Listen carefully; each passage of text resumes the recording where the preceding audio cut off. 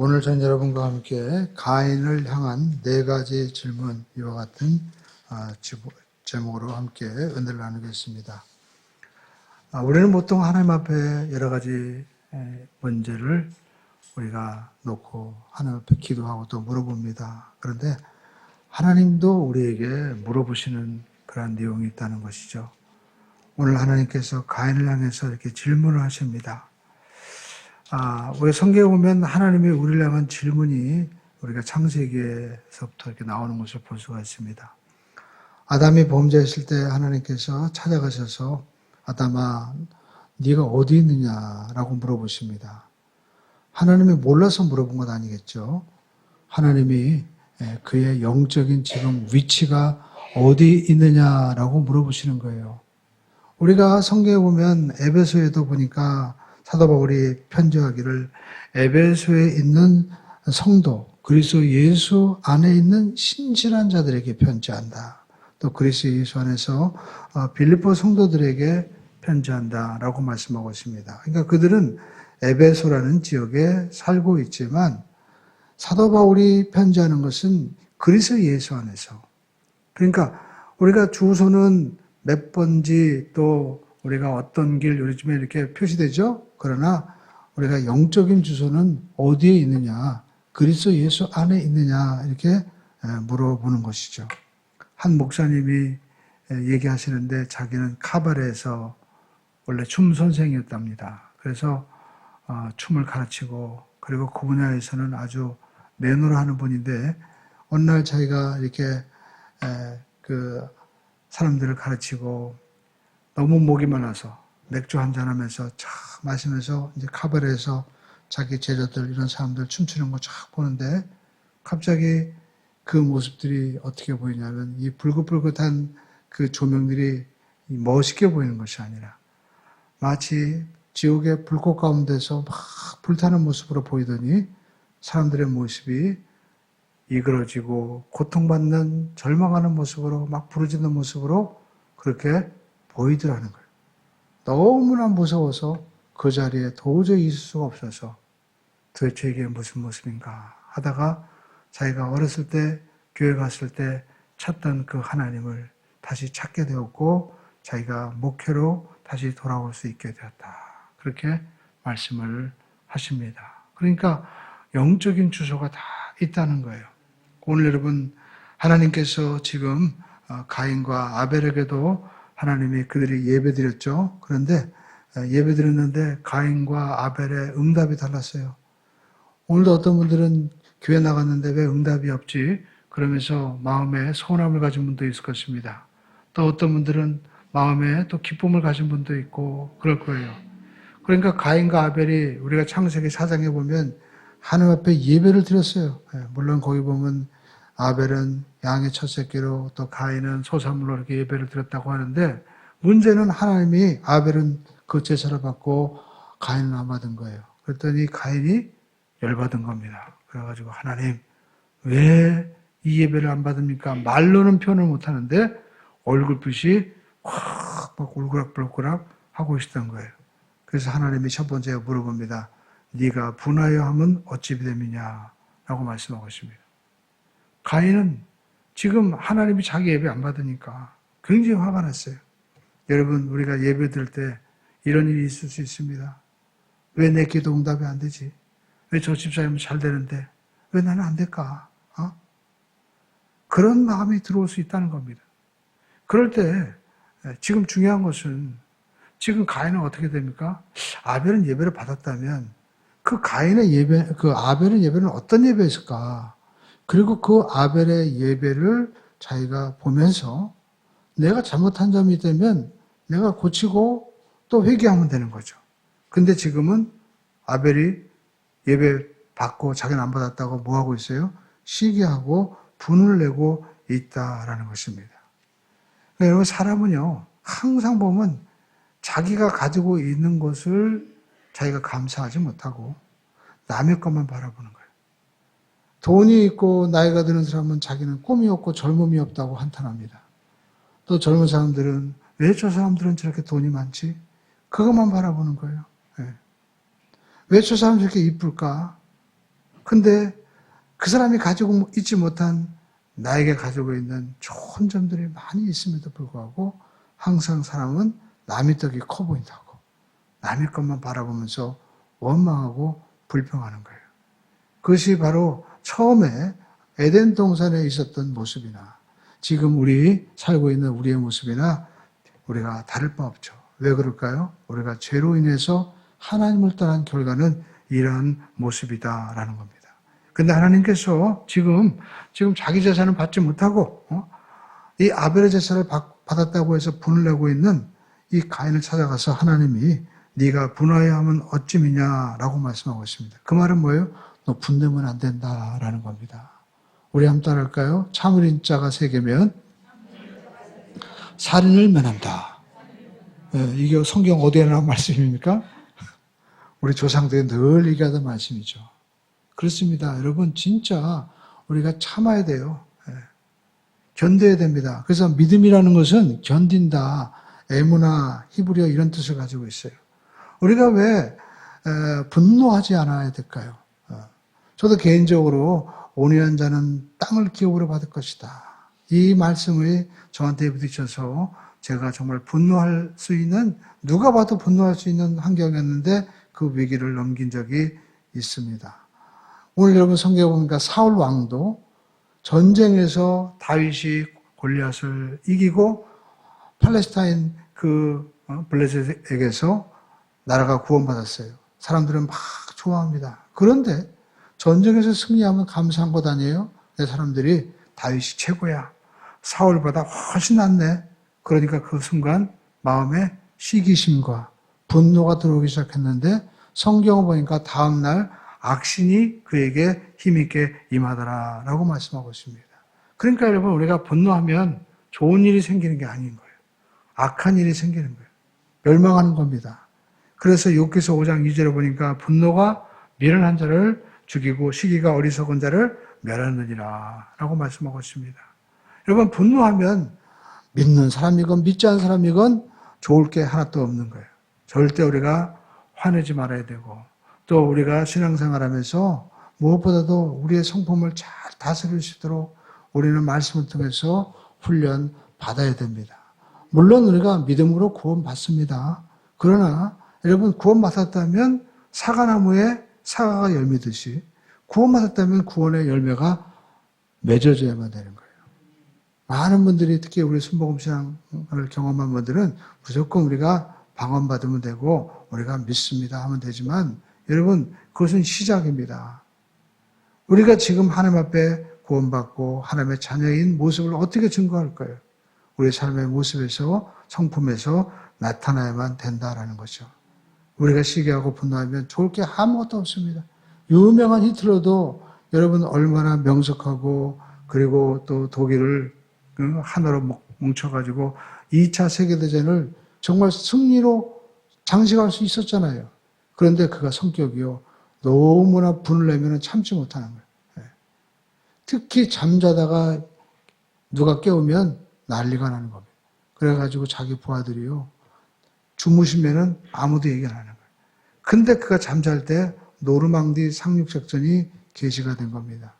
근데 그때 독일은요, 이미 그 옛날에 탱크 부대가 있어가지고 그 기갑 부대가 러시아 쪽으로 가고 있었어요.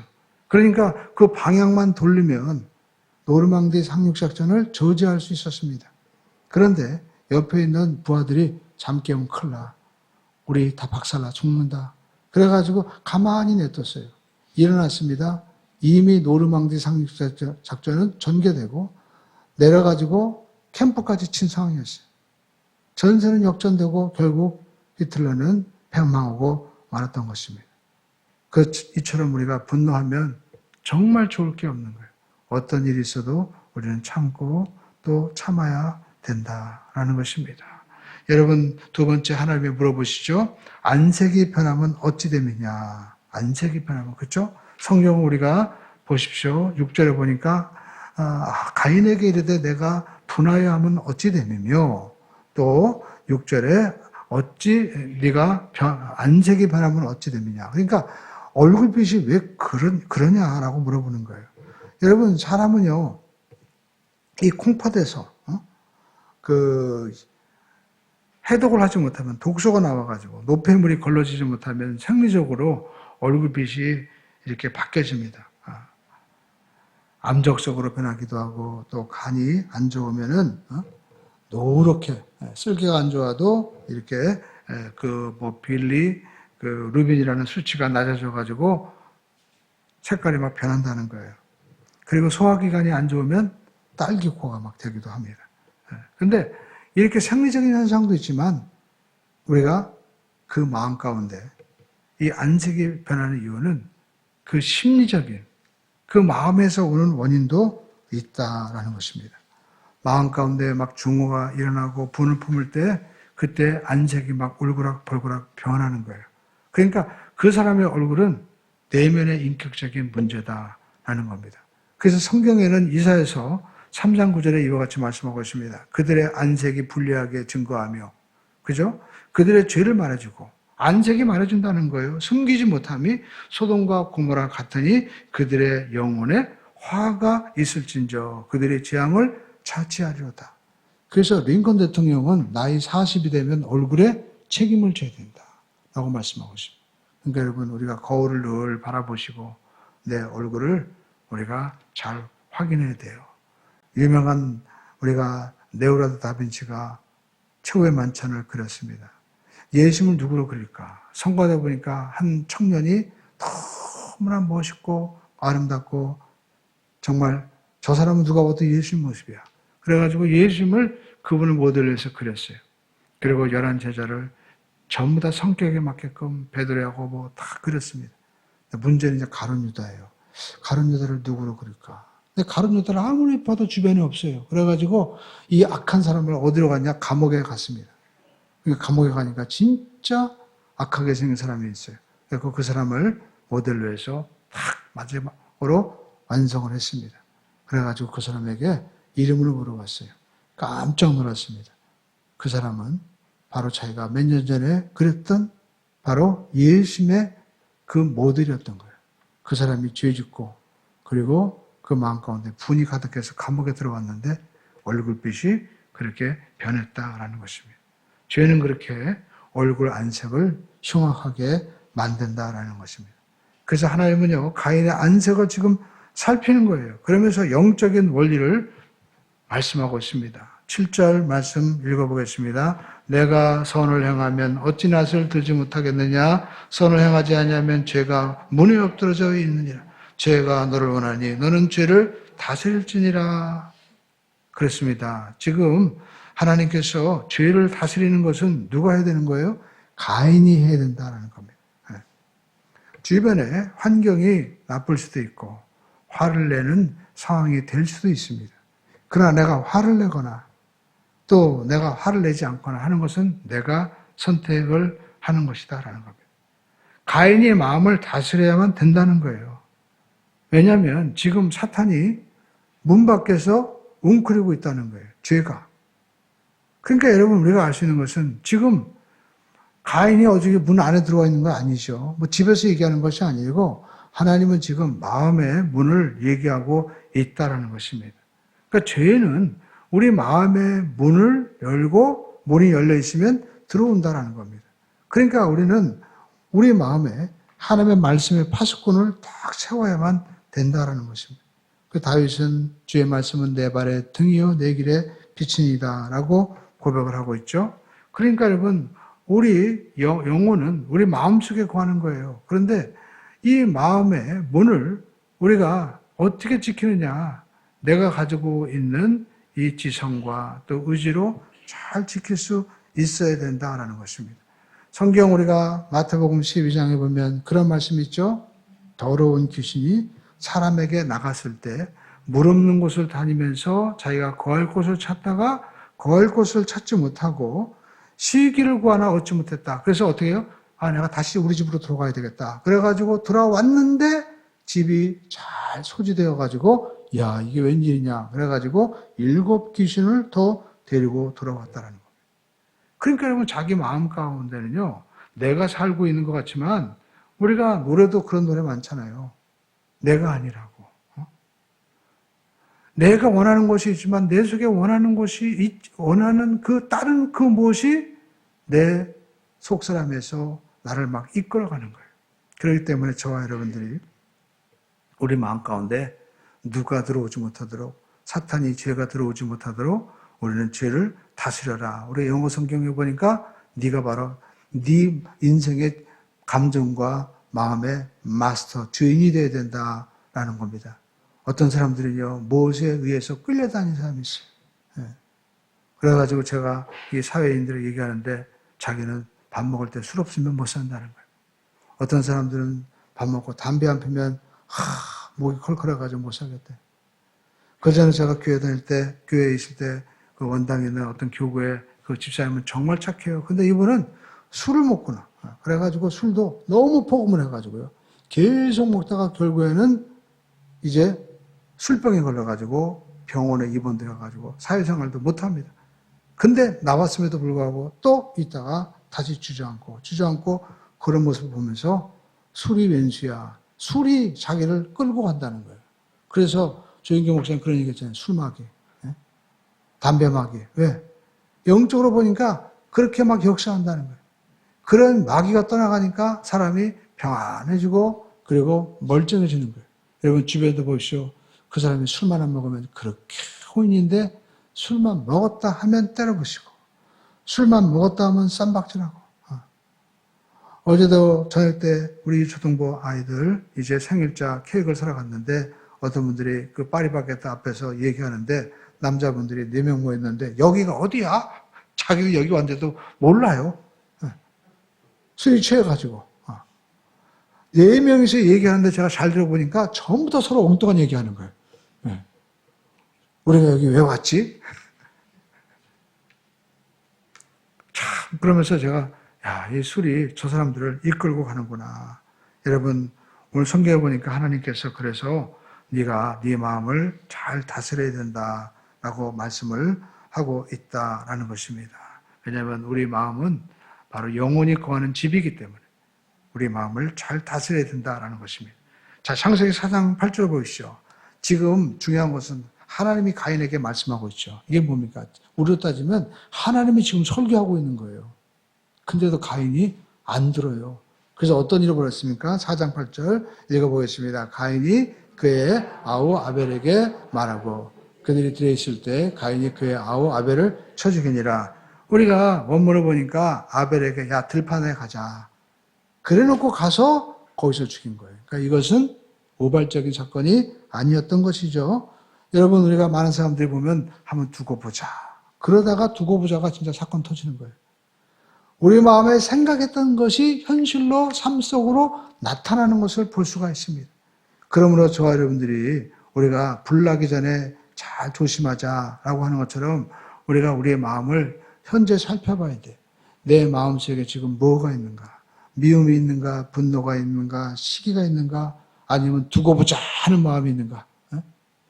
제가 어떤 TV 보니까 남편이 아내를 이제 식당을 하는데 도와주는 거예요. 그런데 나이 차이가 좀 나요. 근데 남편은 착해요. 보니까 아침에 가서 일찍 파도 다듬고 그리고 막 국도 육수도 올려놓고 하는데 이분이 뭐라고 하면 내가 옛날엔 잘 나갔는데 지금 내가 이렇게 하고 있다고 하면서 내가 우리 부인하면 골탕 먹여야지. 그러면서 PD한테 얘기하는 거예요. 어떻게 골탕 먹이냐고. 제일 바쁜 날 그냥 바람과 함께 사라져가지고 한번 나 없이 한번 골탕 먹여봐야 내가 귀한 줄 안다고. 그러니까 그 집에 가만히 보니까요. 처음부터 끝까지 부부간에 계속 다툼이 일어나는 거예요. 물론 그럴 수도 있다라고 하지만 저는요 좀 위기가정이라고 생각돼요. 계속 다투는 거예요. 우리가 감사할 수 있어야 됩니다. 내가 나이가 먹어도 그분은 거의 한 70 가까이 이제 한 65세가 되는데 그래도 내가 부인이 이렇게 건강하니까 식당도 하고 일할 수 있고 내가 도와주니까 얼마나 좋을까 이렇게 생각하고 일하면 되잖아요. 근데 두고 보자. 내가 지금 이런 거 할 나이인가? 내가 옛날에는 돈도 많이 벌고 내가 옛날에는 몸짱이었는데 옛날에 그러지 않은 사람이 어디 있어요. 그죠? 옛날에 다 집에 금송아지도 있었고 다 옛날에 좋았죠. 근데 사람들은 뭘 하는 거예요? 또 비교하는 거예요. 옛날과 지금을 비교하고 지금 또 자기의 약한 점만 비교하는 거예요.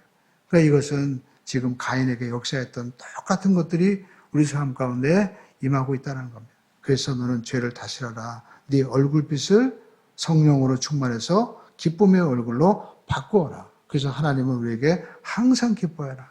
쉬지 말고 기도해라. 범사에 감사해라. 할렐루야. 그래서 성경 보니까 사도행전 16장 15절에 공회 중에 앉은 사람들이 스데반을 이렇게 주목해서 봤어요. 그랬더니 그 스데반의 얼굴이 어떻게 해요? 천사의 얼굴과 같더라. 왜? 스데반은 성령에 충만했다고 성경은 말씀하고 있습니다. 오늘 여러분 성령으로 충만하면 우리의 얼굴빛이 바뀌어지게 되는 줄로 믿습니다. 오늘 여러분 우리가 예배드리면 좋은 점이 바로 그것입니다. 내가 예배드려 오기 전에는 정말 마음 가운데 아픔도 있고 그리고 두려움도 있는데 일단 예배드리면 성령이 임하셔서 우리의 얼굴빛을 바꾸어 주시는 거예요.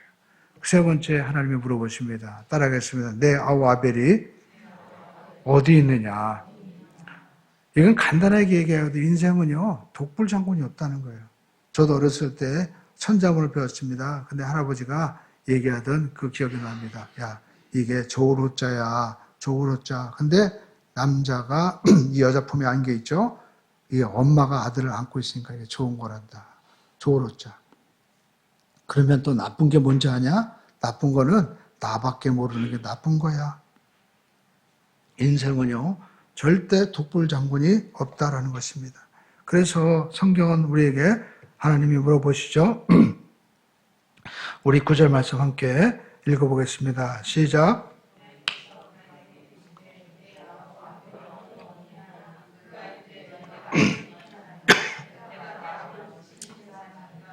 예, 내가 9가지 지켜야 됩니까? 하면서 자기의 죄를 감추고 지금 변명하죠.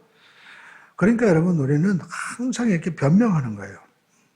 우리는 알아야 됩니다. 독불장군은 없습니다. 항상 아벨이 어디 있느냐라고 물어보는 것처럼 신앙생활 할 때도 하나님이 물어보시는 거예요. 지금 네 아우 아벨, 네 아들은 어디 있냐? 네 딸은 어디 있느냐? 네 가족은 어디 있느냐? 또 네 이웃은 어디 있느냐? 하나님이 물어보신다라는 겁니다. 하나님은 우리가 함께 살도록 하나님께서 우리를 지어주셨어요. 남자가 독초하는 것이 좋지 못해서 하와를 주듯이 하나님은 교회에서도 함께 신앙생활하도록 하나님이 우리를 불러주셨다라는 겁니다. 여러분 나만 살려고 하지 마십시오. 그러다 보니까 우리가 항상 아픔이 생기는 거예요. 죄는 이처럼 모든 인간관계를 끊어버리게 만든 것입니다. 그러나 하나님은 다시 묶어주시는 거예요. 그러니까 신앙생활 잘하는 사람은요, 우리가 모든 사람들이 서로 같이 연합을 하는 거예요. 그러니까 우리가 선진국도 돈만 많은 게 선진국이 아니죠. 후진국도 도와주고, 그리고 또 사회 모든 계층들도 서로 어우러지게 만드는 것이 바로 하나님의 뜻이고, 바로 좋은 나라 아니겠습니까? 교회도 마찬가지고, 우리 사람도 마찬가지입니다. 여러분, 좋은 사람 되십시오. 하나님 물어보십니다. 내 아우 아벨이 어디 있느냐? 자, 그리고 하나님 또 물어보십니다. 내가 무엇을 하였느냐? 여러분 성경 보시죠. 우리가 성경에 보니까 10절에 말씀하고 있죠. 읽어보겠습니다. 시작.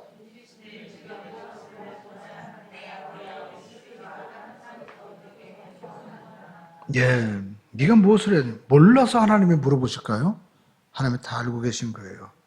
그러면서 네 아우 아벨의 핏소리가 땅에서 내게 호소한다.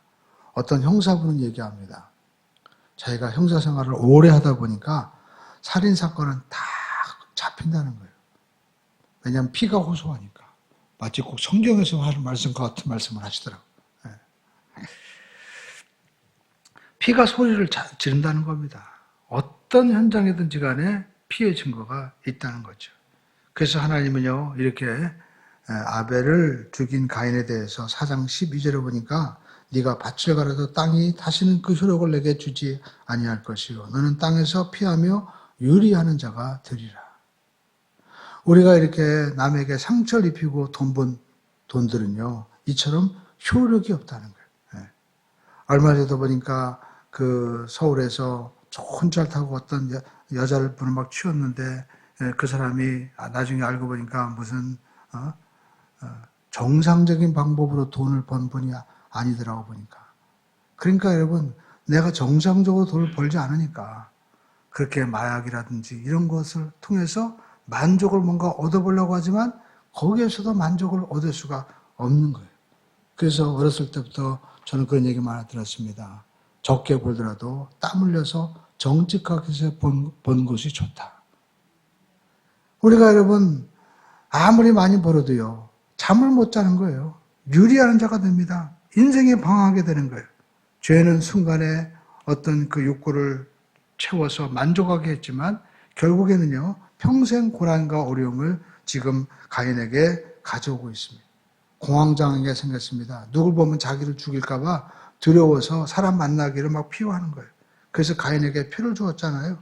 그러면서 가인이 고백합니다. 창세기 4장 14절 보시죠. 주께서 오늘 이 지면에서 나를 쫓아 내시온즉 내가 주의 낯을 배웁지 못하리니 내가 땅에서 피하며 유의하는 자가 될지라 물은 나를 만나는 자마다 나를 죽이겠나이다. 누가 얘기하는 겁니까? 가인이 얘기하는 거죠. 하나님, 사람들이 나 죽일 것 같아요. 누가 자기의 이름도 몰라요. 근데도 불구하고 그런 얘기를 하는 겁니다.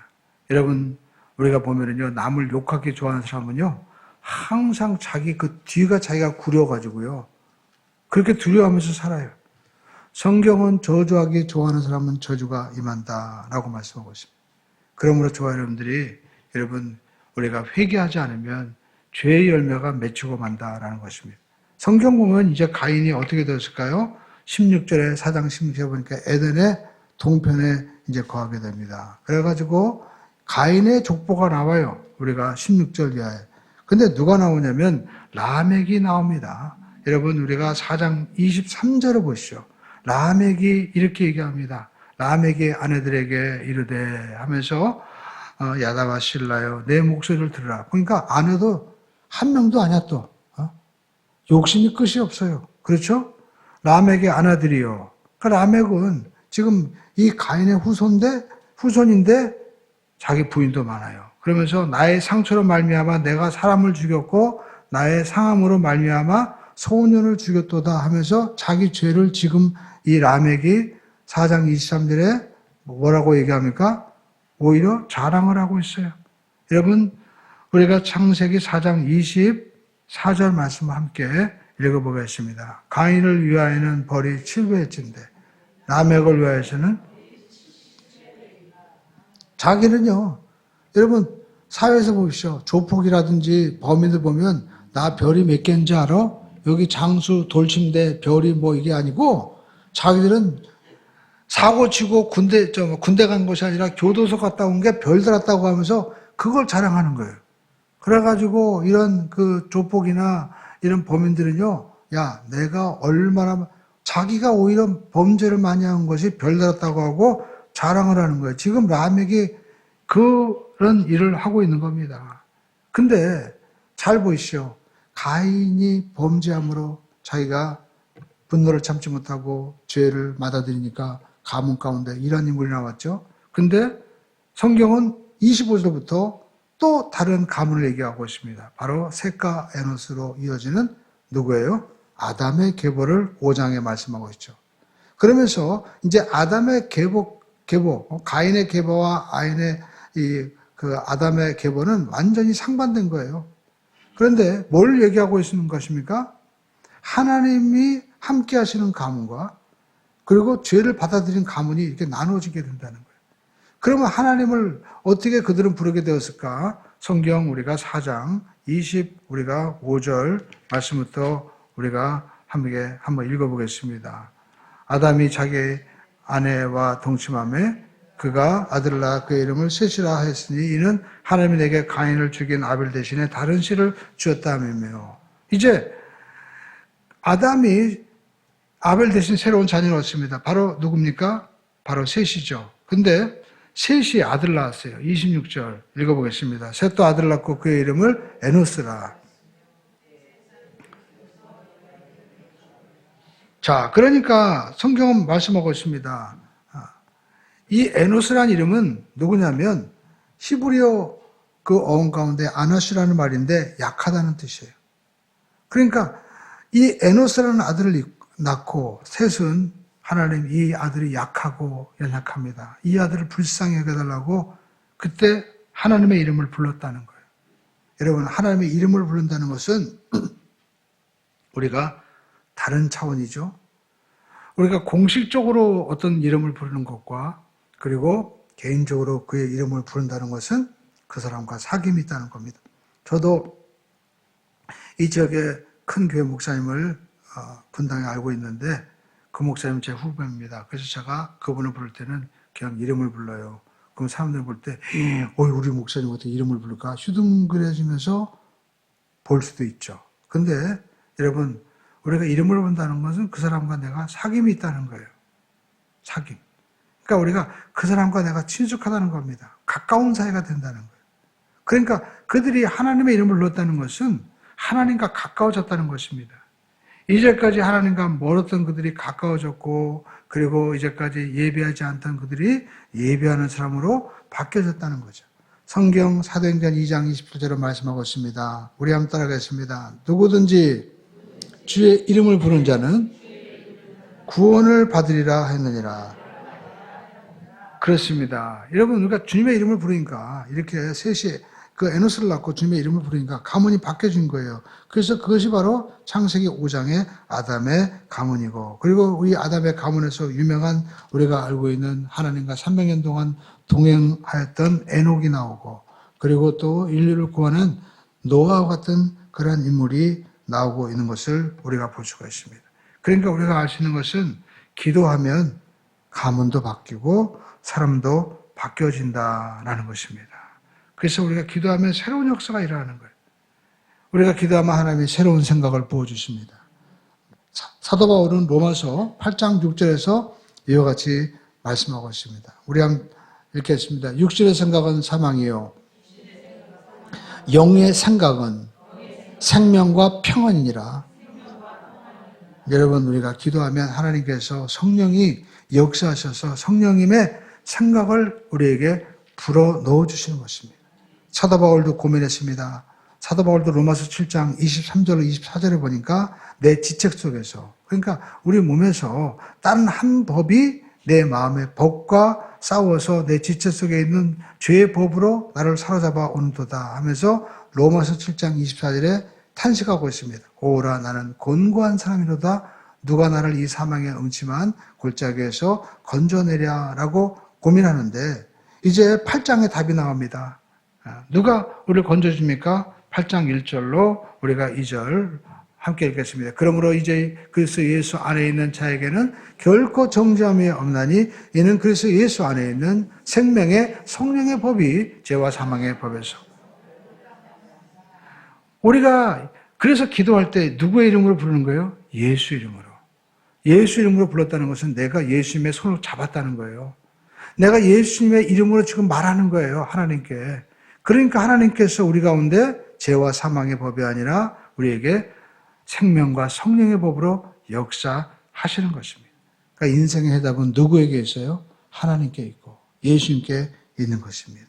제가 알고 있는 목사님인데 제가 청년회장 할 때 이제 다음 회장했던 분인데 그분이 그런 얘기하는 거예요. 자기가 이제 아내와 결혼했는데 이제 유학을 갔습니다.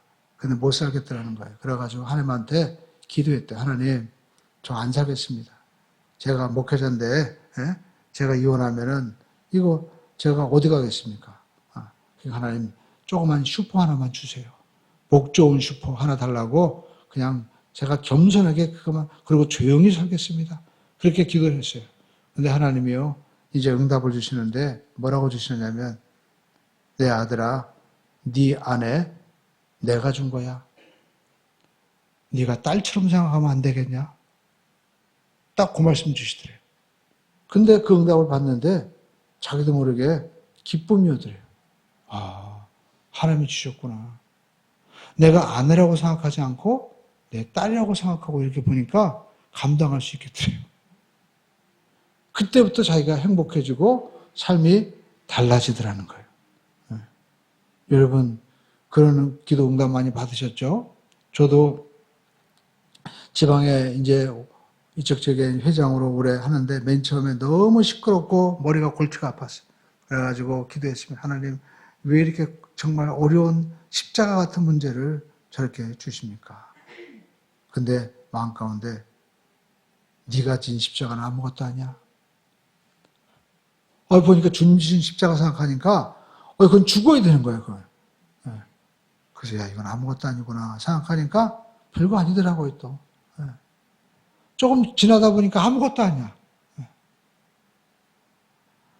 그래서 우리가 기도하면요 하나님 우리에게 응답을 주시는데 이 목사님들에게 응답받고 나니까 올라갈 때는 내가 이 산에 올라가서 저 스위스 산에 올라가서 내가 죽든지 내가 그냥 끝을 내야 되겠다고 하는데 그 응답의 말씀을 딱 받으니까 자기도 모르게 발걸음이 가벼워지고 그리고 마음에 기쁨이 쫙 올라오더라고요. 아마도 여러분은 그런 마음 드셨을 거예요. 예배 드리기 전에는 그런 마음이 없는데 예배 드리고 났는데 자기도 모르게 어떤 사람은 집에 가면서도 아니 어떤 사람은 또 예배 드리면서도 아니 어떤 사람은 다음날 됐는데 이상하게 마음에 기쁨이 오고 소망이 오고 살아갈 용기와 힘이 막 나는 거예요. 그것이 성령님이 우리에게 주시는 은혜요 역사인 줄로 믿습니다. 성경은 우리에게 해답을 주십니다. 여러분 요한복음 10장 우리가 9절로 10절의 말씀을 함께 읽어보겠습니다. 시작. 내가 문이니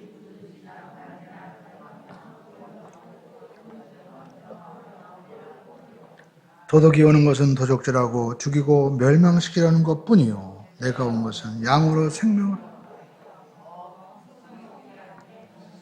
그렇습니다. 여러분 우리가 우리 앞에 우리 마음의 문 앞에 우리 오늘 하나님께서 가인에게 다 말씀하시는 것처럼 가인아 죄가 지금 내 문 앞에 웅크리고 있다. 너는 그것을 잘 다스려야 된다. 우리가 여러분 죄를 들어오게 하면 사망의 도둑질하고 죽이고 멸망의 길로 가는 것입니다. 그러나 여러분 우리가 문을 열고 예수님 어서 들어오세요. 예수님과 함께 가겠습니다 하면 예수님이 들어오셔서 생명을 얻고 넘치게 하는 은혜와 축복의 길로 우리를 인도해 주시는 것입니다. 똑같은 아들이었는데 여러분 가인의 이 아들과 그리고 또 셋의 아들의 이 역사가 싹 바뀌어지잖아요.